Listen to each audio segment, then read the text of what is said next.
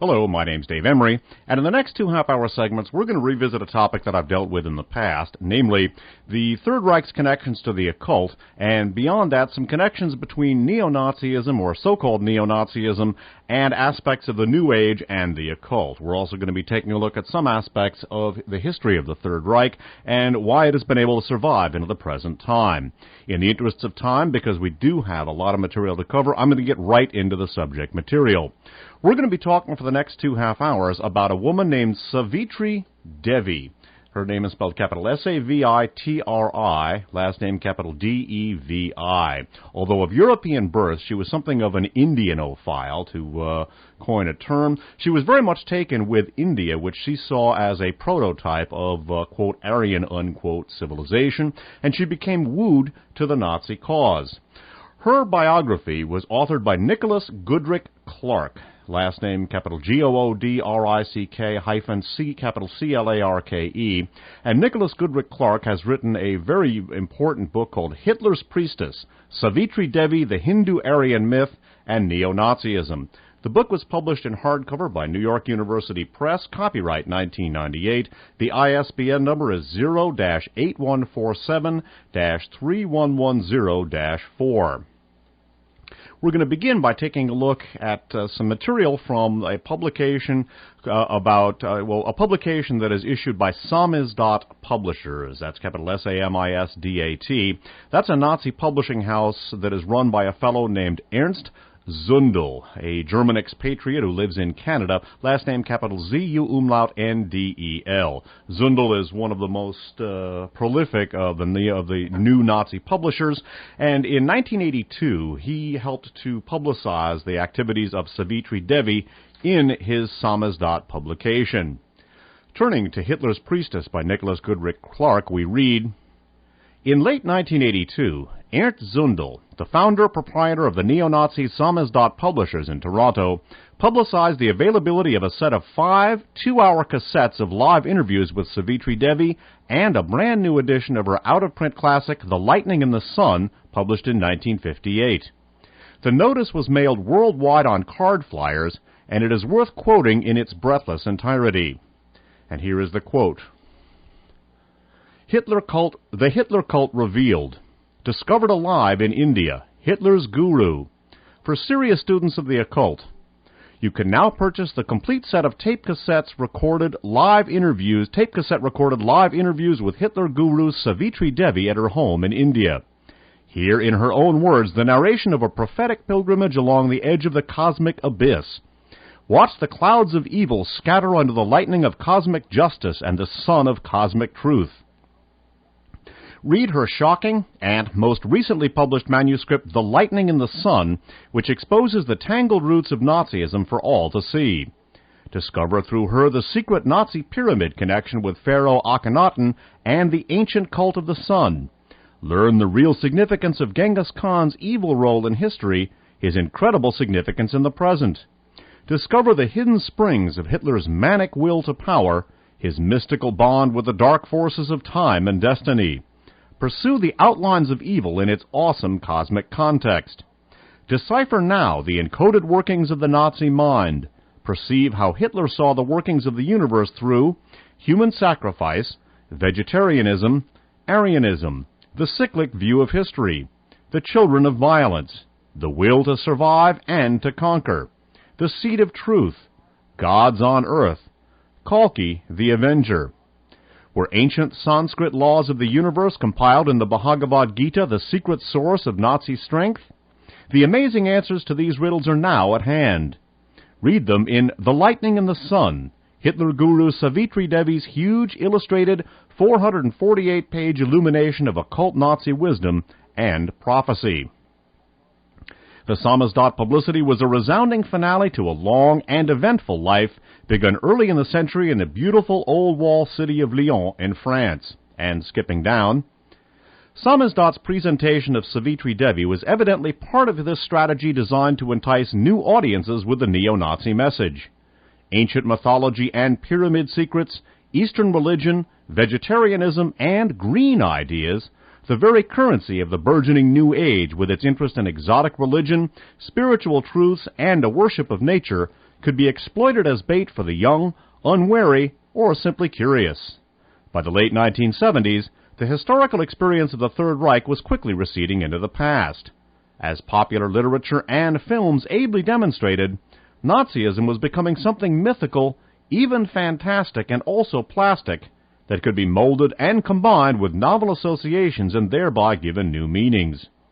By republishing the work of Savitri Devi, Zundel aimed to create a new cultic interest in Hitler, linking him to ancient mysteries, the world of nature, and powerful religious symbols drawn from the Orient. Her ideas have since built unlikely bridges between neo-Nazism and the New Age. Savitri Devi viewed nature in the Hindu fashion as a violent pageant of creation and destruction in which man held no special rights. A cloyingly sentimental love of animals stood in marked contrast to her misanthropic contempt for non-Aryan humans, the weak, and the infirm. Himmler and Rosenberg, among other leading Nazis, also combined a concern for animals with their monstrous blueprints to eliminate all, quote, unworthy, unquote, human life. The Impeachment of Man, 1959, her book devoted to a thoroughgoing rejection of the man-centered creeds of Judaism and Christianity, was republished by the far-right Noontide Press in America in 1991. Interrupting, that is the publishing arm of the Nazi Liberty Lobby organization. Its best-known publication is the Spotlight newspaper, not to be confused with the British Searchlight. Similar name, the British Searchlight, however, is anti-fascist. Continuing. Here, the brutality of social Darwinism meets both the green cult of nature and the antisocial excesses of animal rights activists. Again, the amoral worship of beauty and force implicit in Nazi thinking finds new alliances with Hinduism, the cult of Shiva, and deep ecology, that radical current of ecological thought that condemns modern man as the scourge of nature. Savitri Devi was a French woman of Greek-English birth who had become an admirer of German National Socialism in the late 1920s and was obsessed by the Aryan myth. Deeply impressed by its racial heritage and caste system, she had emigrated to India in the early 1930s to acquaint herself at first hand with what she regarded as the cradle of the Aryan race. There she spent the years of the Third Reich and the Second World War in expectation of a global Axis victory, after which she and her Brahmin husband expected to help in the establishment of a racial new order in the subcontinent. During these years, Savitri Devi elaborated an extraordinary synthesis of Hindu religion and Nordic racial ideology involving the polar origin of the Aryans, the cycle of the ages, and the incarnation of the last avatar of Vishnu in Adolf Hitler. She regarded the Third Reich as, quote, the Holy Land of the West, the stronghold of regenerate Aryandom, unquote. Her ideas were actually representative of a certain section of high-caste Brahmin Indian society that hated the Raj and was impressed by Hitler's dramatic challenge of British imperial power. Such Indians were fascinated by the Nazi swastika, a holy Indian symbol, and fondly recalled the German tradition of Sanskrit scholarship since the early 19th century. However, it seemed unlikely that these ideas, so foreign to the actuality of National Socialism, could ever find supporters in the West. The situation changed with the total defeat and collapse of the Third Reich in 1945. In its wake, Savitri Devi pursued a long and busy career as a neo-Nazi apologist and ideologue in Europe. She was arrested by the British occupational forces in Germany for Nazi propaganda activities and imprisoned. Her extravagant Hitler cult, her Hindu Nordicist doctrine of the Aryan race, and unswerving loyalty to the Nazi cause found numerous devotees among her fellow prisoners and demoralized Germans. After her release, she befriended leading personalities of the Nazi regime such as the air ace Hans Ulrich Rudel and the commando leader Otto Skorzeny, who both played an active role in maintaining a global Nazi support network. She met with Nazi émigrés and fugitives in Spain, Egypt, and the Middle East. She wrote books hymning the Third Reich and National Socialism, accounts of her propaganda campaign and detention, and a highly charged emotional memoir of her, quote, pilgrimage, unquote, to Hitler shrines and other places of Nazi association in Austria and Germany during the 1950s. Savitri Devi, A foreigner who had not even directly experienced life under National Socialism supplied a new religious cult for the vanished Führer and an international rationale for Nazi Aryan ideology that effectively transcended the narrow realities of German nationalism and anti-Semitism in the Third Reich. Defeated and humiliated Germans who could neither grasp the disgrace of their country nor accept the vilification of an idealized leader found comfort in Savitri Devi's rapturous approval. Hardened practitioners of Nazi terror and persecution were flattered by her doctrine of universal Aryan mission. The prosaic and gruesome aspects of Nazi practice during the years of tyranny yielded before a mythological tableau in which Hitler was deified and his regime invested with new religious significance. Nor was her appeal confined to die-hard German Nazis and survivors of the Third Reich. The existence of small but persistent neo-fascist and neo-Nazi movements after 1945 in Europe, the United States, and South America is a well-documented fact. While these tiny groups and parties continue to peddle racism, anti-Semitism, and appeals for an authoritarian state, the universal post-war condemnation of Hitler and National Socialism is a major obstacle to their ever-gaining popular acceptance. The extermination of European Jewry has become the horrific hallmark of the Third Reich, forever tainting any attempts to rehabilitate National Socialist ideology. By her outright inversion of this accepted moral scheme, Savitri Devi became a heroine of the neo-Nazi scene. In emotionally laden prose, she transformed the negative attributes of Nazism into a religious cult of cosmic significance. The Third Reich was presented as a rehearsal for the Aryan paradise, and Adolf Hitler was celebrated as an avatar, a supernatural figure whose intervention in the cycle of the ages was essential to the restoration of the Golden Age. What we're going to do now is to take a look at some of the historical background which led Savitri Devi to form something of an ideological bridge between India and Nazism, and in particular some of the occult mythology of Nazism. One of the elements which led the Third Reich, which enabled the Third Reich, I should say, to gain significant inroads among Third World populations was the fact that many of these populations lived in countries that were colonies of either France and or Great Britain. Such was obviously the case with India up until the end of World War II. India was, of course, a British colony, and that was greatly resented by the Indians, who looked to the Nazis and to the former Soviet Union as well as anti-imperialist opposition to Great Britain. I'm going to concern myself here only with the Nazi influence in India, because the Soviet Union, of course, no longer exists. Of Nazi influence in India, and bear in mind that the anti-British and anti-colonial aspect here was what the Nazis exploited, as well as gaining political currency from the swastika symbol, Nicholas Goodrich Clark writes as follows: "It was with amazement and joy that Savitri Devi first observed pictures of the Führer on the household altar of Indian families. When she asked Srimat Swami Satyananda, the president of the Hindu mission in Calcutta, if she might make reference to Hitler and Mein Kampf in her official lectures, he replied that Hitler was for them an incarnation of Vishnu, the god who keeps things from rushing to destruction, who keeps things back and goes against time. She was welcome to say what she liked in her lectures, provided that she said it from a Hindu point of view. Satyananda repeated this view of Hitler in 1942, adding that they needed National Socialism in India. She encountered similar pro-Hitler attitudes among many other educated Brahmins beside Asit Krishna Mukherjee and even among illiterate Sudras. Satyananda's reference to Hitler as an, quote, incarnation of God, unquote, and the, quote, savior of the world, unquote, were in fact commonplace among high-caste Hindus. Writing of his impressions of university life in India during the 1950s, Aghananda Bharati declared that the active Hindu loves all dictators due to incurable hero worship. This he attributed to the avatar idea, that in every powerful man there is some cosmic power that manifested itself in the god-kings and heroes of the epics and mythology. But Hitler was especially popular, particularly with the aggressive nationalists, for he trounced the British in the early years of the war. Also, Hitler proclaimed the superiority of the Aryan, which is how the Hindu sees himself. Last, the memory of Max Müller's Aryan researches was still fresh. Hitler was the leader of the Sanskrit-knowing Germans. Bharati was exceptionally well placed to observe this sympathy.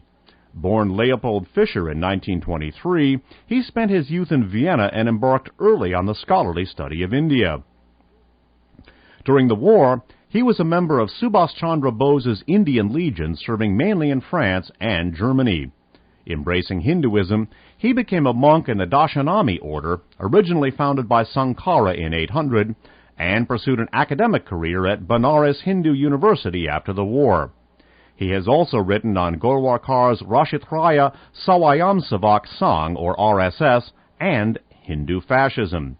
Subhas Chandra Bose, by the way, is somebody we dealt with in RFA program number 7. He was a Hindu nationalist who turned to fascism because he saw the Third Reich and Imperial Japan as India's liberators.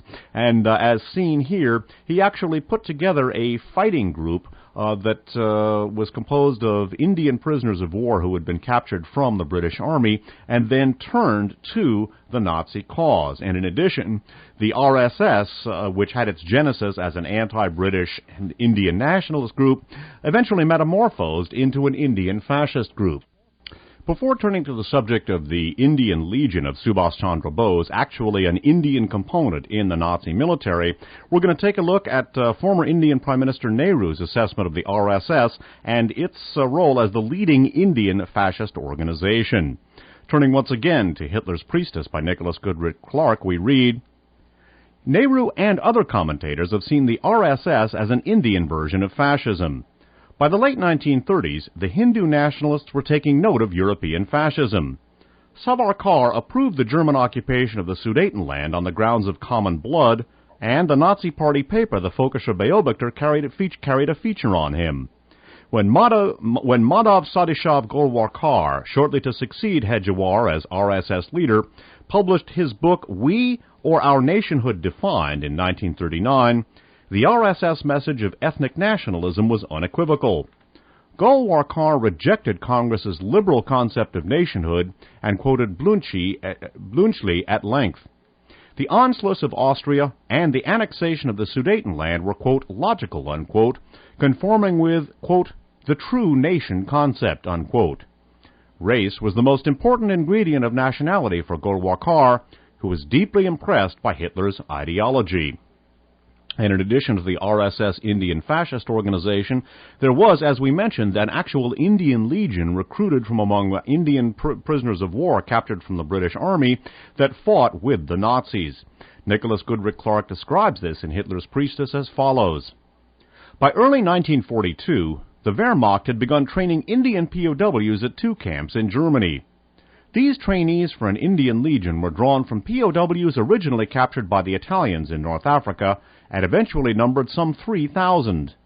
Bose's recruiting speech included the words, quote, Hitler is your friend, a friend of the Aryans, and you will march to India as your motherland's liberators, unquote. An oath of loyalty to Adolf Hitler with reference to Subhas Chandra Bose was established, and the title Netaji, leader, was adopted for Bose. The Indian Legionnaires wore German uniforms with eagle and swastika badges in which they recognized their own religious symbol. The German High Command anticipated that the Indian Legion would be used for commando-type operations in the Middle East and eventually in Afghanistan and in the northwest frontier province of India. I would note that eventually Subhas Chandra Bose became somewhat disillusioned with the Indian attitude, with the Nazi attitude towards Indians, when he saw the very shoddy treatment that the Indians received in Germany proper, where they were looked upon as subhumans because of their dark skin.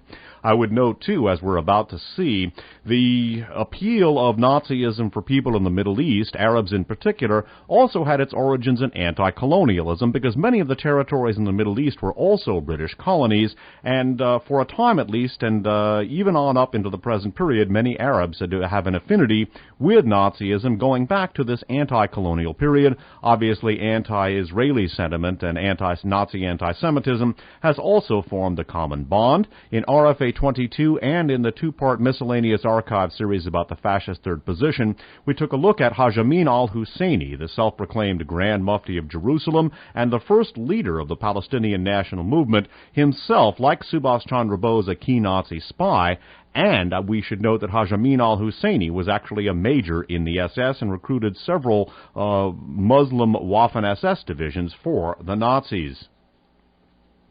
And also we should note that just as the Nazis themselves were actively contemptuous of the Indians, Hitler himself actually referred to the Arabs as, quote, lacquered half-apes who ought to be whipped, unquote. This, at least for a time, did not deter the Arabs from their pro-Nazi sentiments.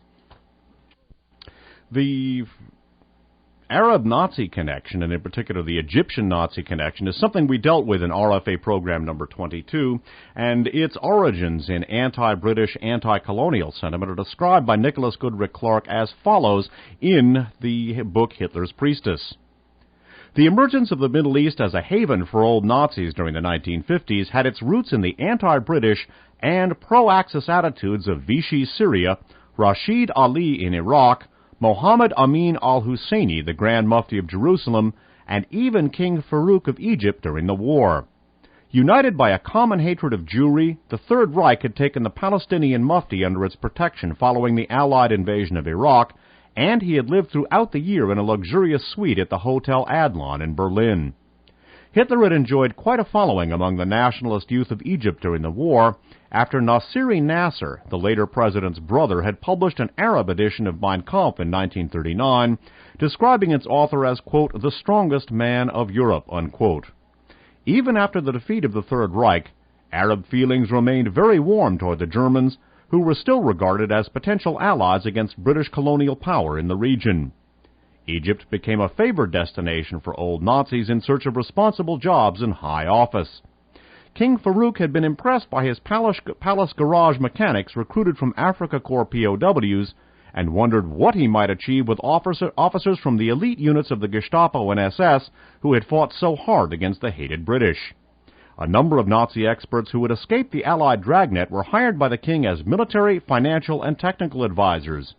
This Nazi influence in Egypt was to survive its royal patron, for the young Egyptian officers who planned the military coup d'etat that ousted King Farouk in January of 1952 were themselves great admirers of the Germans and availed themselves of further large-scale imports of ex-Nazi expertise. Note, please, that later that Gamal Abdel Nasser's brother, Nasiri Nasser, published the Arab edition of Mein Kampf. I would note in passing that both Nasser and his successor, Anwar Sadat, had been German spies in World War II. One can annotate that from Ladislas Farago's best-selling book, The Game of the Foxes. What we're going to look at next is Savitri Devi's connections with two of the guiding lights of post-World War II Nazi activism, both of them key functionaries in what I have termed the Underground Reich, literally a Third Reich gone underground. The first of these is Luftwaffe pilot Hans Ulrich Rudel, who was one of the most decorated of the Third Reich's war heroes. He became one of the principal leaders of the post-World War II Nazi underground, and he had very strong connections with Savitri Devi. Turning once again to Hitler's Priestess, we read, after her return to Germany in 1953, Savitri Devi made numerous contacts in this revanchist and nostalgic milieu of Nazi diehards. Foremost among these was Colonel Hans Ulrich Rudel, whom she frequently visited at Hanover and came to know well. More about the Rudel-Savitri Devi connection. When Savitri Devi first met Hans Ulrich Rudel, he was already perhaps the most popular and visible figure of the neo-Nazi scene in the young German Republic. His contacts among old Nazis in South America were extensive, and he was a key player in the Nazi clandestine groups in Spain and Egypt. Although an activist by nature, Rudel could not help but be impressed by Savitri Devi's praise of Nazism as an international racist movement, a notion well suited to the clandestine and dispersed nature of post-war Nazi conspiracy. She met him several times at Hanover, completing her manuscript of The Lightning and the Sun on the occasion of a visit in March of 1956.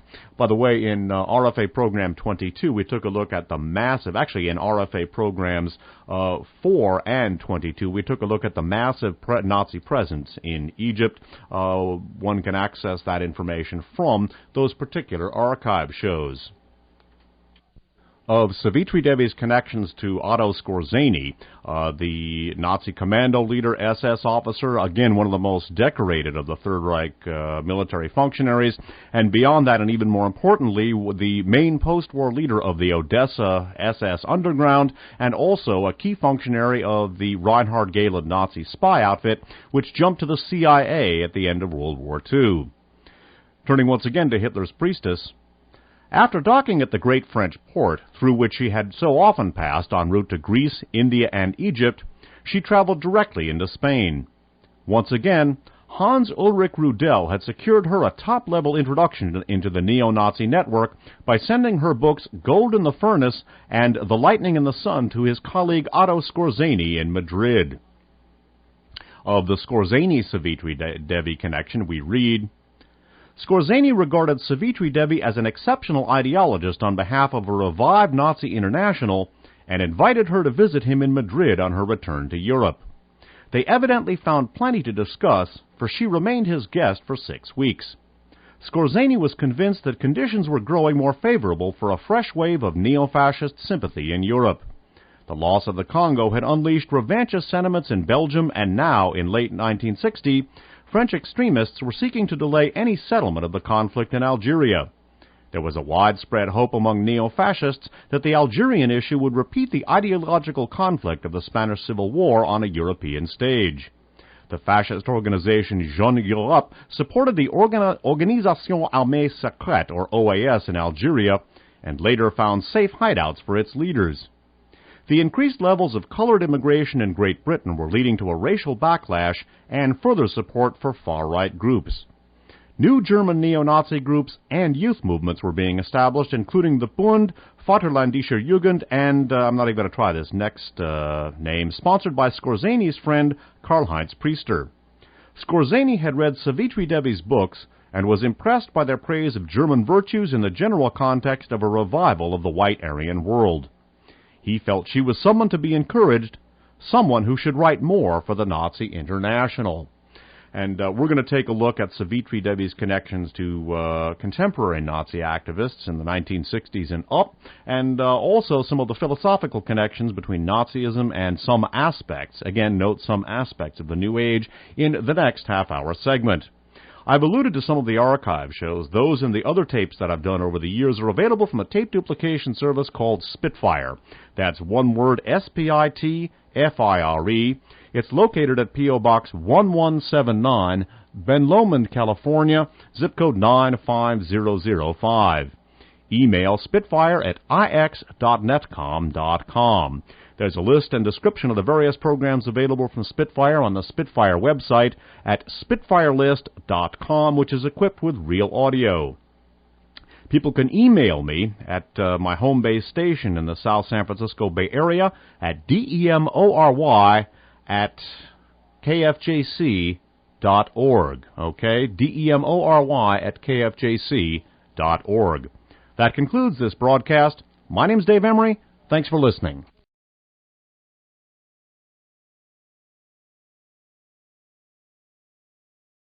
Hello, my name's Dave Emory, and in the next half-hour segment, we're going to continue with our analysis of a woman who was not only a major inspiration to post-World War II Nazism, but someone who has formed some very significant and ominous links between some elements, again, note my use of the term elements, of New Age philosophy and Nazism. That woman's name was Savitri Devi. She was of mixed Greek and French origin, but she eventually became infatuated with India and, in turn, became consumed with the Hindu-Aryan myth. We're going to continue with this biography of Savitri Devi that we were dealing with in our last half-hour segment. That book is called Hitler's Priestess, Savitri Devi, the Hindu-Aryan Myth, and Neo-Nazism. The book was authored by Nicholas Goodrick Clarke, last name Goodrick, capital Clarke. It was published in hardcover by New York University Press, copyright 1998, and the ISBN number is 0-8147-3110-4. By the way, Savitri Devi is capital Savitri and capital Devi. At the conclusion of the last half-hour segment, we were taking a look at Savitri Devi's very close links with two of the most significant leaders of the post-World War II Nazi underground, both of them, by the way, military heroes of the Third Reich, and also people who are very closely connected with not closely connected with, but are prime functionaries of what I have termed the Underground Reich, namely former Luftwaffe pilot Hans Ulrich Rudel, and also former SS Commando Otto Skorzeny, one of the leaders of the Odessa and also a key functionary of the Reinhard Gehlen Nazi spy outfit that jumped to U.S. intelligence at the end of World War II. What we're going to look at next is Savitri Devi's links with so-called neo-Nazis. I don't like the term. They're simply the next generation, but that is the term that has come into a popular usage. In addition to being tied in, very closely connected to the old guard, Savitri Devi was and is a leading light to, quote, neo-Nazis, unquote. Nicholas Goodrick Clark writes about this as follows. Through her divination of Hitler and National Socialism, Savitri Devi became a leading light of the international neo-Nazi underground from the early 1960s onward. She was a confidant of Colin Jordan, the flamboyant leader of the National Socialist movement in Britain, and his henchman John Tyndall, capital Tyndall, who heads the British National Party today. She knew Lincoln Rockwell, the founder of the American Nazi Party, and in August 1962 she attended the notorious Cotswold Camp in Gloucestershire that acted as the founding meeting of the World Union of National Socialists, or WUNS. In the late 1960s, her books were reprinted in National Socialist World, the organ of the WUNS, published by Lincoln Rockwell and William Pierce. I would note that William Luther Pierce is the head of the National Alliance, the most important contemporary American Nazi group.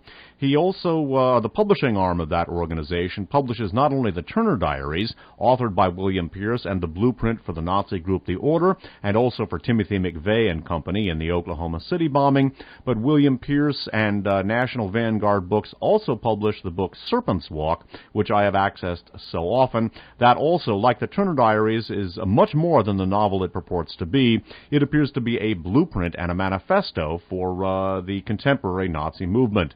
The book Serpent's Walk, discussed at considerable length in many past broadcasts, is about a Nazi takeover of the United States in the mid-21st century by the descendants of the SS who go underground to form a flight capital organization, build up their economic power, buy into the American opinion-forming media, infiltrate the U.S. Army, and then take over the United States after a biological warfare attack by genetically engineered viruses of ostensible Russian origin, wipe out much of the American population, the president and the vice president, in particular people on both coasts of the United States and in major cities.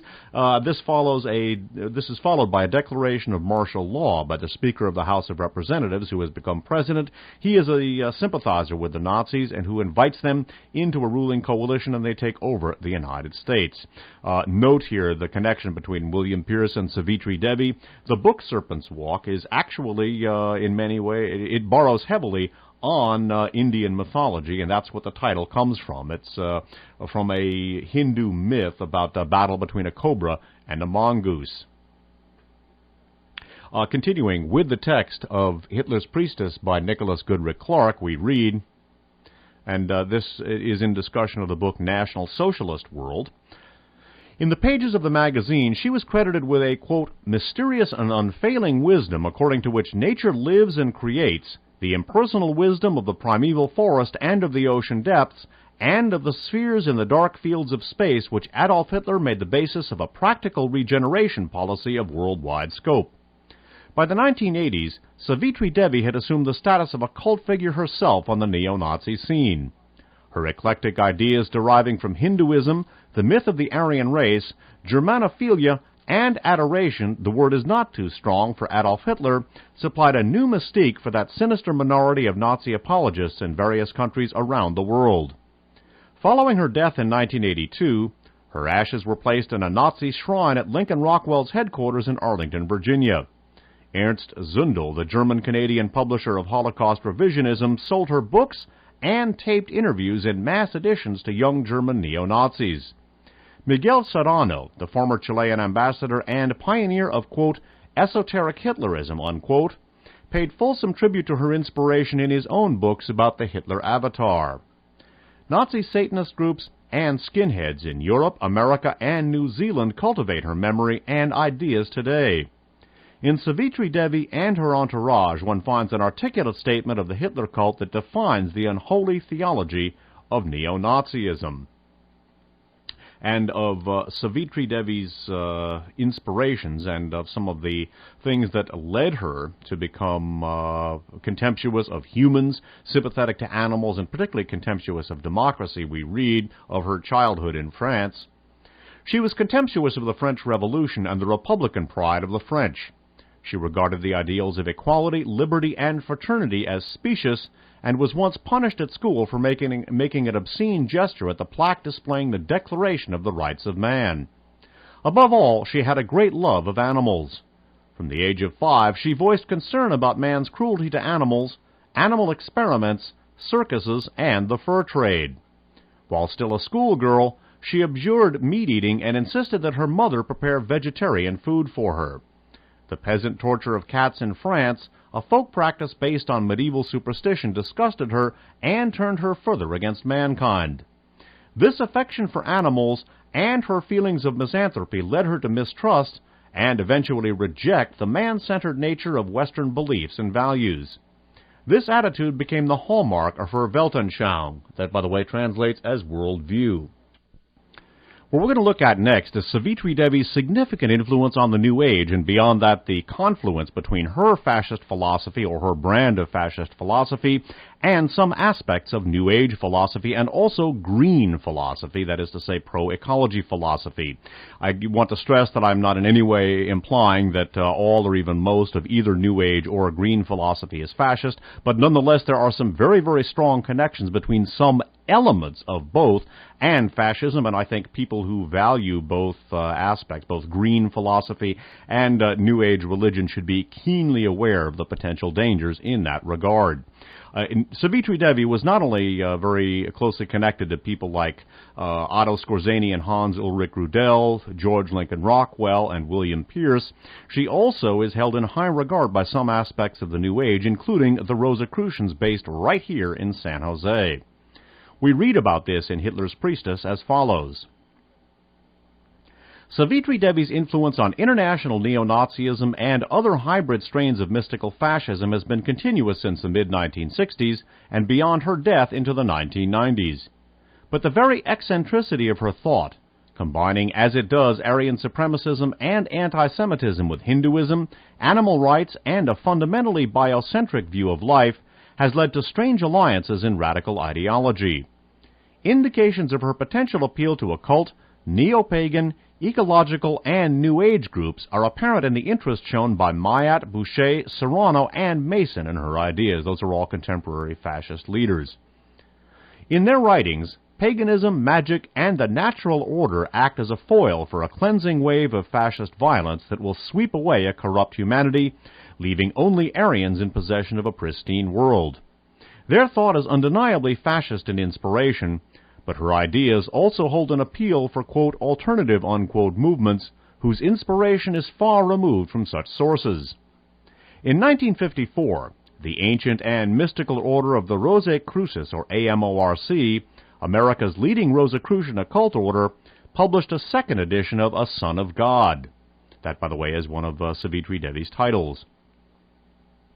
Founded in 1915 by H. Spencer Lewis, AMORC offers a non-denominational approach to ancient wisdom teachings.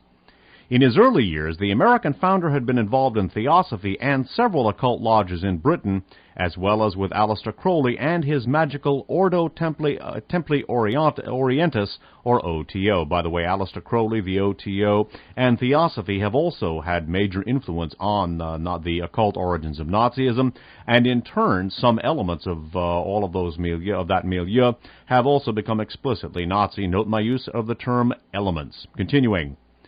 Lewis received a formal Rosicrucian initiation at Toulouse in 1909, but he also laid emphasis on the arrival of traditional Rosicrucians in North America in the 1690s.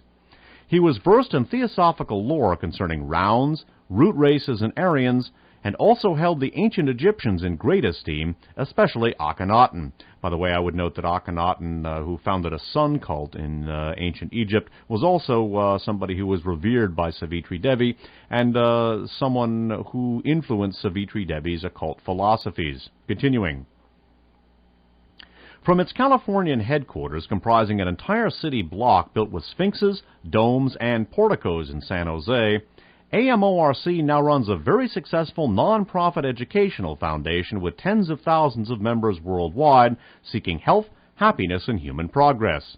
Its influence in the New Age movement has been enormous.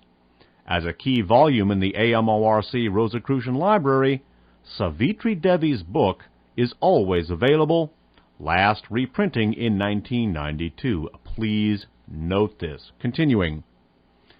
From the late 1960s onward, growing numbers of individuals began to dissent from the values and institutions of modern Western society. The hippie movement of 1965 through 73 celebrated drugs, Eastern religions, and other forms of exotic enlightenment against the, quote, false civilization, unquote, of denominational religion, reason, and industrial modernity. By the 1970s, there was more widespread concern about the unchecked exploitation of the Earth's limited resources, urbanization, and the destruction of the environment. The Marxist critique traced these ills to the power of the bourgeoisie and international capital, but these scapegoats were giving way to a broader condemnation of urban industrial culture by the 1980s. With the advent of the New Age movement, man was felt to have lost his roots in nature, leading an artificial life among machines and automated processes that robbed him of his humanity and a meaningful life. Rudolf Bahro, B-A-H-R-O, a leading left-wing green and an important New Age figure, identifies patriarchy, the Judeo-Christian religious tradition, and the entire rationalist and scientific praxis of the West as the root causes of man's alienation. Green thinkers are especially pessimistic about the effects of human population on nature. New advocates of Malthusianism, the doctrine that species proliferate until they exhaust their food resources, oppose liberal and Christian notions of aid to the needy.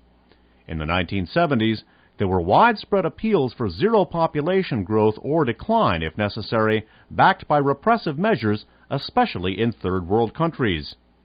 The Environmental Fund, a prestigious international grouping, took the view that sending food aid to the hungry only encouraged their population growth.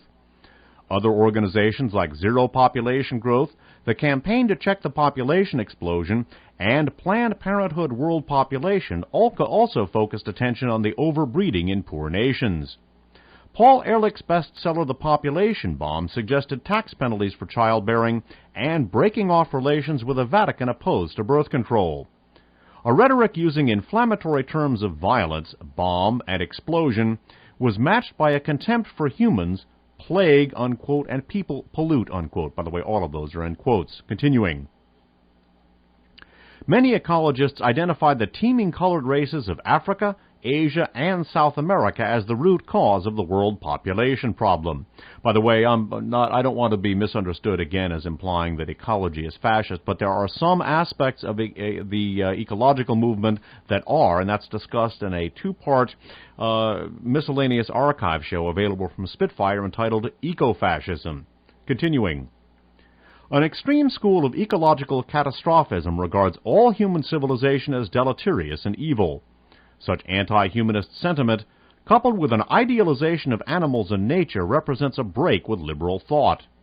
Many radical ecologists believe that human population must be drastically reduced because humans have simply become too numerous, placing an intolerable burden upon their natural environment. Edward Cullenbach's novel Ecotopia, published in 1978, described a revolutionary ecological regime in the Pacific Northwest that secedes from the United States. Its ecocentric policy is enforced through a variety of repressive, violent, and exclusionary measures against any opposition. Once human beings are stigmatized as a threat to Mother Nature, Christian and Enlightenment notions of human equality and the sanctity of human life start to retreat. Nazi modes of thought concerning unfit life, unquote, the old, sick, and indigent, hierarchies of human value, and eugenic programs find ready acceptance among those who despair of mankind. The American movement of deep ecology betrays an uneasy resemblance to Savitri Devi's biocentric vision.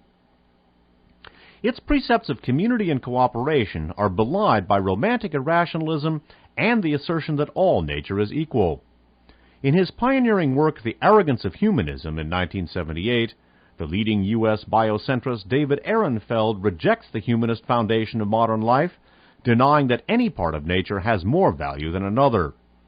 Due to man's global health schemes, the pox virus is now an endangered species. Inspired by the Norwegian philosopher Arne Naess, N-A-E-S-S, Bill Duvall and George Sessions, both American professors, have publicized deep ecology and biocentrism as a fundamentalist movement opposed to the pragmatic approach of reform ecology. In their influential book Deep Ecology, published in 1985, man is regarded as a degenerate and artificial creature in painful opposition to wild, untamed nature. Only a radical reevaluation of human importance can avert the grim future of a teeming, polluted planet. Man must give up his privileged position as the lord of the earth and seek a new accommodation with nature at once harmonious, modest, and subordinate. And skipping down more about the degree of confluence between the deep ecology movement and the fascist and Nazi philosophy of Savitri Devi, we read, "All nature has intrinsic worth and equality, and whatever science that remains should be non-dominating. But if Duvall, D-E-V-A-L-L, and Sessions couch deep ecology in gentle words, their biocentrist epigones use a sterner language. Dave Foreman, the founder of the radical movement Earth First, conflates romanticism and brutality in a manner reminiscent of Savitri Devi. Primitivist sentiments such as dream the bison back, sing the swan hither, unquote, and, quote, back to the Pleistocene, unquote, punctuate Foreman's views that starving Ethiopians should be left to die, and Malthus was right, quote, there are too many people on the earth, unquote. He agrees with Arne Naess that the Earth's human population should be reduced to about 100 million. Another contributor to his magazine has recommended a drastic 80% reduction in the global human population while praising AIDS as a valuable ecological weapon. The German Green leader Herbert Gruhl, G-R-U-H-L, has even echoed Savitri Devi's passion for nuclear destruction. Because only Westerners are amenable to birth control programs, the overcrowded peoples of the Third World will one day regard, quote, the atom bomb no longer as a threat, but as a liberation, unquote. And continuing with this line of analysis, left-wing writers have been the fiercest critics of deep ecology, which they accuse of smuggling fascist discourse into liberal society. Quote, people are S blank blank blank, unquote. A recent quote from the German eco-magazine Instinkte illustrates the left-wing claim that biocentrism denies the moral basis of any human rights to equality and support. By rejecting man's claim to distinctiveness from animals and plants, either through spiritual transcendence or social consciousness, biocentrism reduces mankind to mere biomass, a burden on nature. And by blaming humanity collectively for ecological disaster, deep ecology deflects any critique of capitalism and authority, thereby frustrating genuine social emancipation. Skipping down, only by denying the special status of man and his anthropocentric traditions of Judaism, Christianity, humanism, and socialism can capitalism soften up democracy to accept the mass dying of third world populations, as well as the euthanasia of the elderly, ill, poor, and redundant in the rich North. Such a counter-transcendent strategy will facilitate the exploitation of human beings as raw material in 21st century industries based on genetic engineering, embryo farming, and cloning.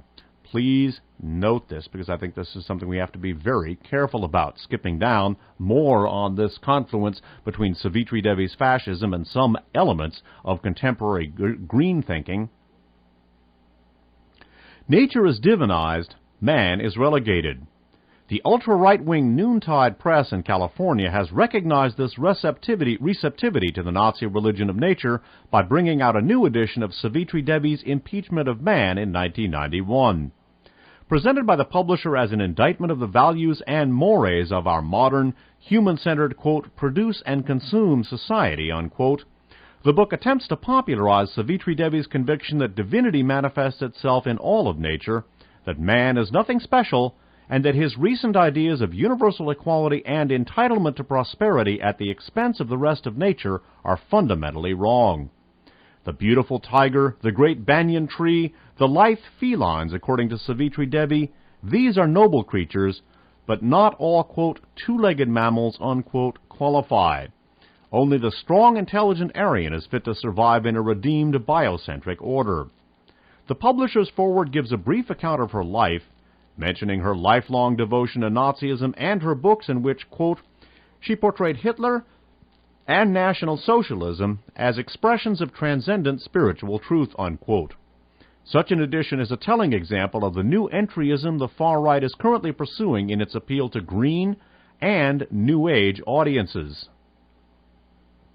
But Savitri Devi's emphasis on nature and animal rights against the claims of mankind could evoke a wider response in mass urban society.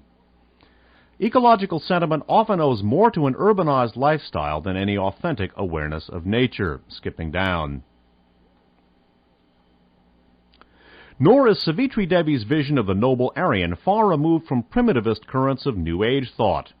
The German folkish and youth movements in the period of 1890 to 1930 mixed paganism and nature worship with reverence for barbarian virtue. Ancient Germans, racial purity, and national revival were all bound up with the merits of nature. Many New Age groups rehearsed the native aspects of these Nazi precursors in a eulogy of the primitive.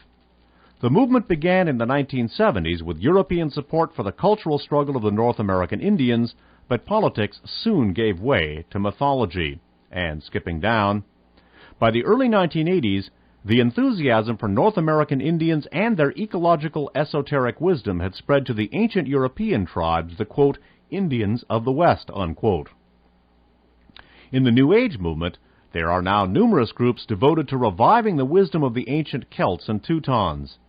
Druids and old Germanic priest kings, witches, and priestesses now provide New Age precursors closer to home and Western identity.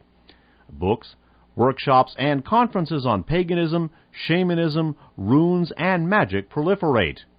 The Anglo-American Asatru Free Assembly and Odinists revive Neo-Germanic paganism, while in Germany Neo-Folkish groups such as the Goden, G-O-D-E-N, and Armanenschaft, a revival of the Guido von List Society, swiftly reoriented themselves toward the New Age concern with feminism, ecology, and esoteric lore.